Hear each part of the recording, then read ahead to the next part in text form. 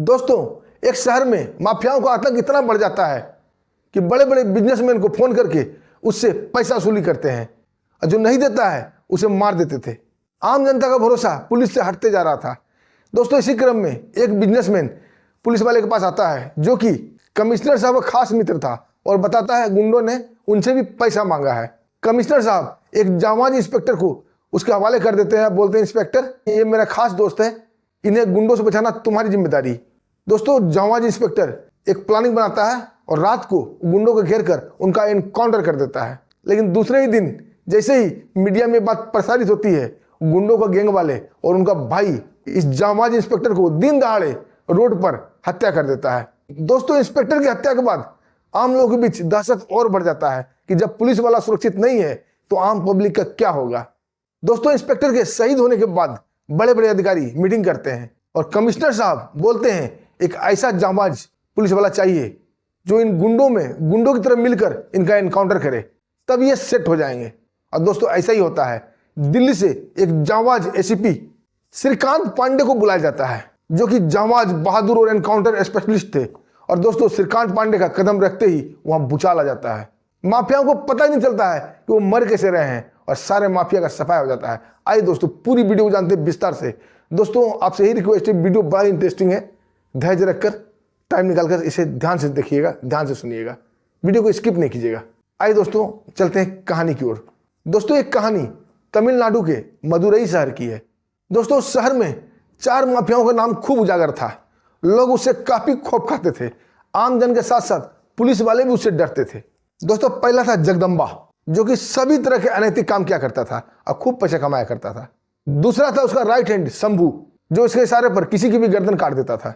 तीसरा था शंभू का बहुत ही वफादार चेला लालू, जो कुछ भी कर गुजरता था और वो मटका चलाया करता था। और चौथा था एक वकील जिसका नाम था चिन्ना स्वामी। इन सब का हराम की कमाई का, काले कमाई का व्हाइट मनी में बदल दिया करता था और इन्हें सजेशन अच्छी दिया करता था। इन्हें कोर्ट कचहरी से बचाता था। इनको गुनाहों की सजा होने से बड़े बड़े जज, बड़े बड़े नेताओं से सेटिंग करके इन्हें सजा से बचा लिया करता था। दोस्तों, इन चारों के साथ साथ जगदम्बा का एक अपना भाई जग्गा भी था। दोस्तों, जग्गा का काम सिर्फ यह था कि जिसे भी फिरौती लेते थे वो जाकर उसे उसूल लेता था, लेके आ जाता था। बाकी दिन वो नशे में धुत रहता था। दोस्तों, ये चारों माफिया एक दिन प्लानिंग करते हैं कि धंधे में तो कमाई हो ही रही है, कुछ एक एक्स्ट्रा धंधा किया जाए जो बिना कुछ किए ही कमाई हो जाए। जो वकील चिन्ना स्वामी था वो इन्हें सुझाता है कि इस मदुरई शहर में बहुत बड़े बड़े बिजनेसमैन हैं और सैकड़ों की संख्या में हैं। हम इन्हें फोन करके इनसे 50-50 लाख रुपए की फिरौती मांगते हैं तो बहुत ही अच्छा होगा। ये डर के फिरौती दे देंगे और जो 1-2 मना करते हैं उन्हें सरेआम गोली मार दिया जाए, ताकि इनके बीच दहशत फैल जाए और ये पैसा देने में आनाकानी ना करें। दोस्तों, प्लानिंग सेट हो जाता है। जगदम्बा सभी बिजनेसमैन का लिस्ट बनाता है और उन्हें फोन करने लगता है। कुछ तो डर से दे देते हैं पैसा, और पैसा लाने का काम था जग्गा का, और कुछ नहीं देते हैं तो उसे जगदम्बा सरेआम गोलियों से भून देता है। दोस्तों, सभी बिजनेसमैन में डर का माहौल हो गया था। अब जिसका भी फोन आ जाता था वो डर से 50 लाख रुपया पहुंचा देते थे। दोस्तों, इसी क्रम में एक बिजनेसमैन था जिसका नाम था कार्तिक। उसका एक्सपोर्ट इंपोर्ट का बिजनेस था, खूब पैसा कमा रहा था। उसके पास जगदम्बा का फोन आता है कि 50 लाख रुपया आज रात को पुलिया के पास रख देना, नहीं तो तुम्हें मार दिया जाएगा। लेकिन कार्तिक नहीं डरता है और वो पुलिस की मदद लेता है और सुबह उसकी लाश मिलती है पुलिया के पास। दोस्तों, बिजनेसमैन के अंदर काफी दहशत हो गया था। अब जगदम्बा जिस भी बिजनेसमैन को फोन करता वो पैसा पहुंचा दिया करते थे। तभी एक बिजनेसमैन जिसका नाम था सुदर्शन, उसके बड़े बड़े होटल थे, उसके पास जगदम्बा का फोन आता है। बोला, तुम खूब माल बटोर रहे हो, खूब पैसे कमा रहे हो भैया, थोड़ा कमीशन हमें भी दे दिया करो। सुदर्शन बोलता है, ठीक है सर, हम 50 लाख रुपया आपको दे देंगे। बोला, नहीं, 50 लाख रुपया तो आम बिजनेसमैन के लिए था, तुम्हारे होटल बहुत बड़े बड़े हैं, खूब कमाई कर रहे हो, तुम्हें 2 करोड़ रुपया देना पड़ेगा। दोस्तों, 2 करोड़ की हैसियत सुदर्शन की नहीं थी और उसका पुलिस कमिश्नर से दोस्ती भी थी। दोस्तों, सीधा मुख्यालय पहुंच जाता है पुलिस कमिश्नर के पास, वहां जाकर सारी स्थिति बताता है। तभी पुलिस कमिश्नर साहब एक जांबाज इंस्पेक्टर जिसका नाम था जॉर्ज को बुलाते हैं।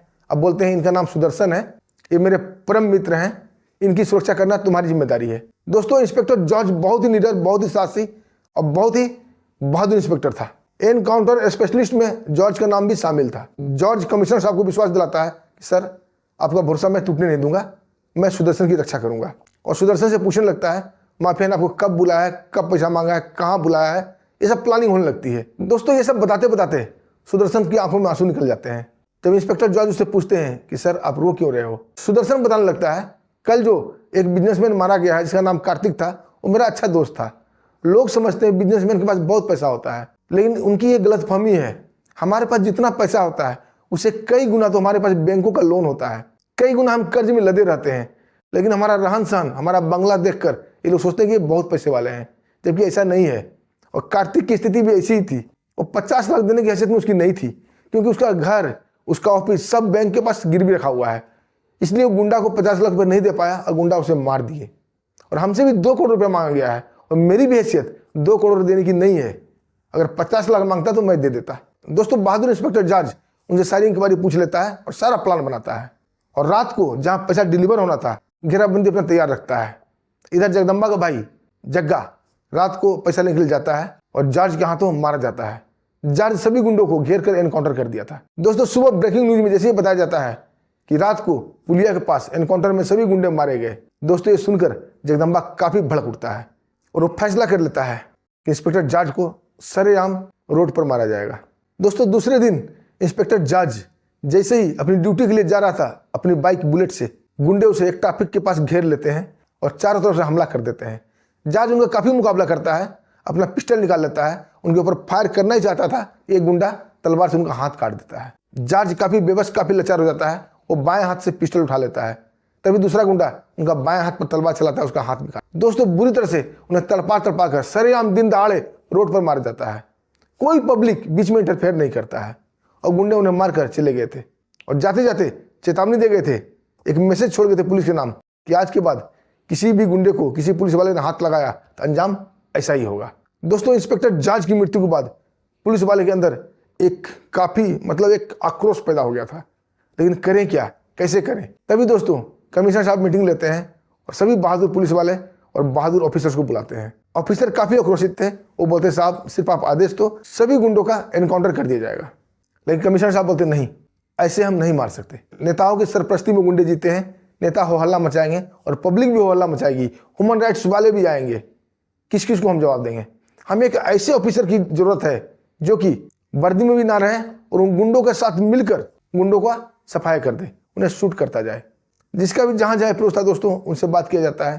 तभी दोस्तों एक बड़े अधिकारी उनका नाम सुझाते हैं कि दिल्ली में एक जांबाज एसीपी है, बहुत ही बहादुर है और एनकाउंटर स्पेशलिस्ट के नाम से जाना जाता है। उसका नाम है श्रीकांत पांडे। दोस्तों, कमिश्नर साहब अपने हेडक्वार्टर में बात करते हैं और श्रीकांत पांडे का पोस्टिंग अपने शहर में करवा लेते हैं।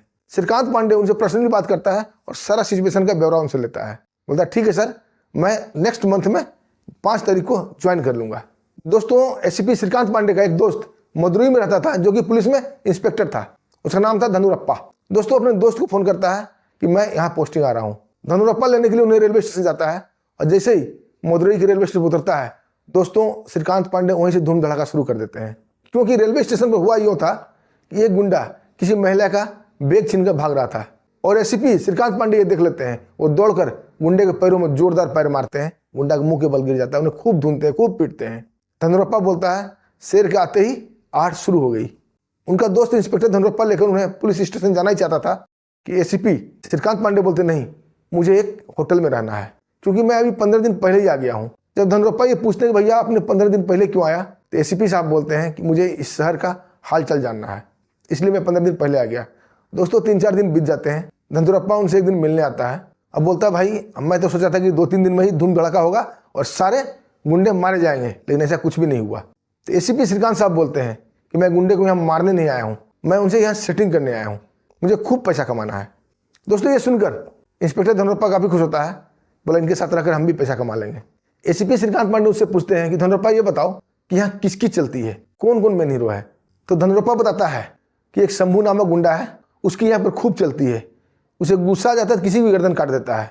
दूसरा लालू है जो कि उसका ही चेला है, वो मटका का धंधा करता है, उसकी भी खूब चलती है। तीसरा एक वकील है चिन्ना स्वामी, जो इन गुंडों को पूरा कंट्रोल करता है, इन्हें सजा होने से बचाता है। और चौथा है इन सब का बाप जगदम्बा, जो सब काम उसके ही इशारे पर होता है। बस इन 4 को खल्लास करो, मामला यहाँ शांत हो जाएगा। दोस्तों एसीपी श्रीकांत पांडे धनुरप्पा से बोलते हैं इन सबसे तुम्हारी सेटिंग है। धनुरप्पा खुश होता हुआ बोलता है हाँ, मेरे पास सबका फ़ोन नंबर है। एसीपी साहब बोलते हैं सबसे पहले लालू से ही बात करा दो, इसका मटका का धंधा है, चलो कुछ वहाँ शुरुआत कर लेते हैं। इंस्पेक्टर धनुरप्पा खुशी खुशी लालू को फ़ोन करता है। अब बोलता है एसीपी साहब हमारे एक दोस्त हैं जो कि अगले महीने ड्यूटी ज्वाइन करने वाले हैं और तुमसे मिलना चाहते हैं, तुम्हारे भी दोस्त बनना चाहते हैं। दोस्तों लालू काफ़ी खुश होता है, बोलता है ठीक है, शाम को उन्हें लेकर मेरे होटल में आ जाना जहाँ की मटका चलता है। दोनों दोस्त शाम को जाते हैं। लालू उनका खूब स्वागत करता है, उन्हें अपने केबिन में ले जाता है और अच्छे अच्छे स्नैक्स नाश्ता कराता है और शराब के लिए भी पूछता है। इंस्पेक्टर धनुरप्पा शराब का चुस्की भर ही रहा था, तब तक एसीपी साहब अपने कमर से साइलेंसर वाला पिस्टल निकालते हैं और लालू को ठोक देते हैं। दोस्तों किसी को कानों कान भनक नहीं लगती है। ठोकने के बाद उस मटके वाले जगह का मुआयना करते हैं जो कि काफ़ी लंबा चौड़ा एरिया था।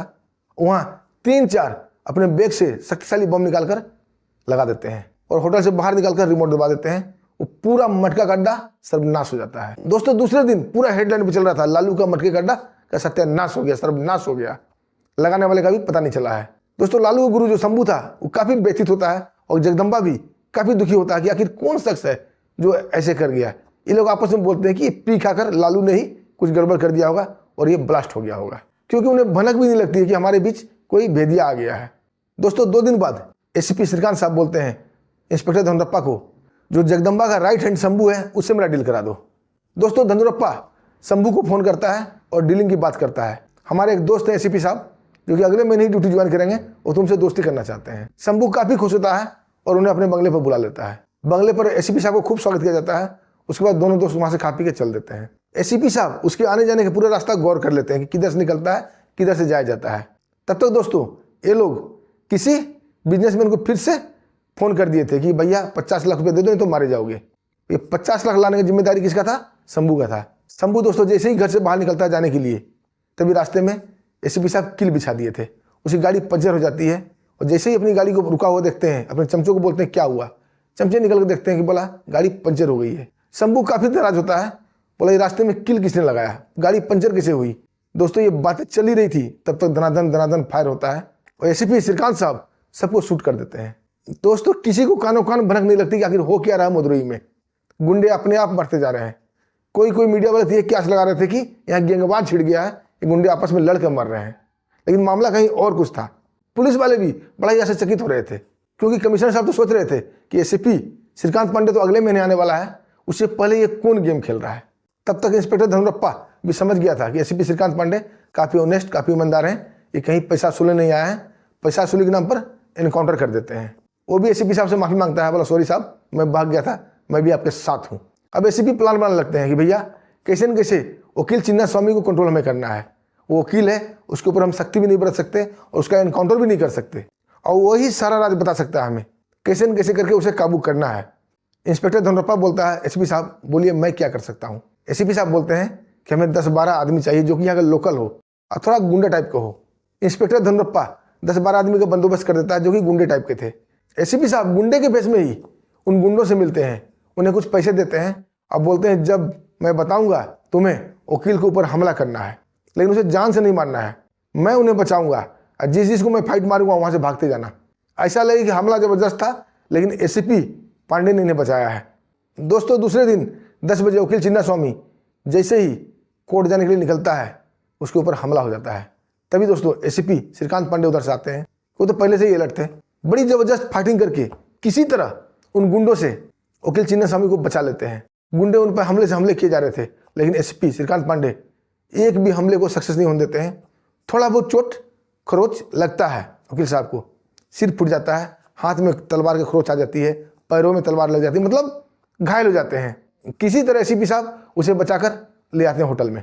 वहाँ उनका फर्स्ट एड कराया जाता है और एसीपी साहब अपना परिचय वहाँ देते हैं वकील साहब को कि मैं एसीपी श्रीकांत पांडे, और बताते हैं कि मैं यहाँ मिशन जांच के तहत आया हूँ।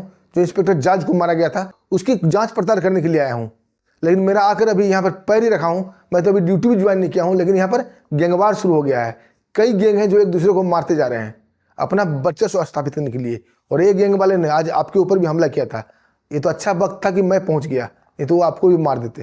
शायद आप जगदम्बा गैंग से हैं। दोस्तों ये सुनकर वकील को काफ़ी झटका लगता है और समझ जाता है कि ये हमें मारना ही चाहता था। और दोस्तों इमोशन में आकर वकील चिन्ना स्वामी सब कुछ जगदम्बा के बारे में एसीपी श्रीकांत को बता देते हैं। वो कब निकलता है, कहाँ जाता है, कैसे आता है, क्या करता है, सब कुछ सुनने के बाद एसीपी श्रीकांत पांडे धनुरप्पा को बोलते हैं कि जगदम्बा को फ़ोन लगाओ, उससे मेरा मीटिंग सेटिंग करो। दोस्तों इंस्पेक्टर धनुरप्पा जगदम्बा को फोन लगाता है और जगदम्बा मान जाता है, लेकिन जगदम्बा इतना आसान शिकार नहीं था। जगदम्बा को भनक लग जाती है कि जिसकी धनुरप्पा से सेटिंग हो रही थी वो सब मारा गया है, हो न हो इसके पीछे कोई न कोई चाल है। दोस्तों अपने बहुत सारे आदमी वहाँ पर एकत्रित कर लेता है जो कि छिप के थे, और पुलिस वाले को भी फोन कर देता है, क्योंकि वो पुलिस वाले की नज़र में एक बिजनेसमैन ही था। सब लोग जगदम्बा को बिजनेसमैन समझते थे, लेकिन वो बहुत बड़ा क्रिमिनल, बहुत बड़ा गुंडा था। पुलिस वाले भी छुप जाते हैं और दोस्तों एसपी श्रीकांत और धनुरप्पा दोनों पहुंचते हैं जगदम्बा के पास। जगदम्बा बोलता है मैंने तुम्हें पहचान लिया है, तुम भी पुलिस वाले हो और अब तुम बच के नहीं जा सकते। एसपी श्रीकांत भी एक्सेप्ट कर लेते हैं कि हाँ, मैंने ही तुम्हारे चमचे लालू को मारा था, मैंने ही तुम्हारे राइट हैंड शंभू को मारा था, मैंने ही तुम्हारा वकील चिन्ना स्वामी को मारा और अब तुम्हारी बारी है। तब तो दोस्तों उसके आदमी निकलते हैं और दोनों ओर से जबरदस्त फाइटिंग होती है। तभी दोस्तों पुलिस वाले भी पहुंच जाते हैं और पुलिस वाले को ये भनक नहीं लगती है कि वो लोग जो गुंडे थे वो जगदम्बा का आदमी है, और धनाधन फायरिंग शुरू कर देते हैं और जगदम्बा के सारे आदमी मारे जाते हैं।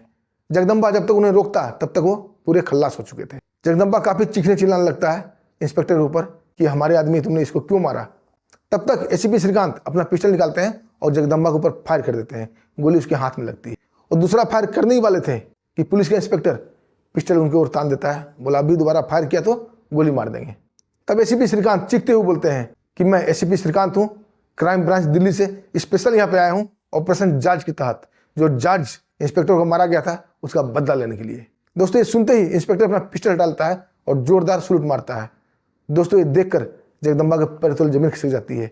वो तो अब तक उन्हें गुंडा समझ रहा था, और एसीपी श्रीकांत धनाधन फायर करते हैं और जगदम्बा भी मारा जाता है। और दोस्तों मिशन जॉर्ज सक्सेस हो जाता है और एसीपी श्रीकांत पांडे अपनी ड्यूटी ज्वाइन करने से पहले ही पूरे क्रिमिनल का सफाई कर देते हैं। और जैसे ही वो 2 तारीख को ड्यूटी ज्वाइन करने आते हैं और कमिश्नर से मिलते हैं, कमिश्नर उनको बोलते हैं कि अभी तुम्हारी ड्यूटी की हमें जरूरत नहीं है, तुमने तो बिना ड्यूटी ही वो काम कर दिया जो ड्यूटी वाले नहीं कर सके। Young man, I proud of you. दोस्तों हेडक्वार्टर फोन करते हैं और एसीपी श्रीकांत पांडे काफ़ी तारीफ करते हैं और उन्हें वापस दिल्ली बुला लिया जाता है। दोस्तों ये कहानी थी जाबाज एसीपी श्रीकांत पांडे की। दोस्तों वीडियो पसंद आई तो वीडियो को लाइक कीजिएगा, चैनल को सब्सक्राइब कीजिएगा। दोस्तों अब बारी आ गई है उन प्यारे प्यारे दोस्तों को नाम बताने का जो हमें प्यार से कमेंट करते हैं। दोस्तों पहला कमेंट है जयप्रकाश सिंह का।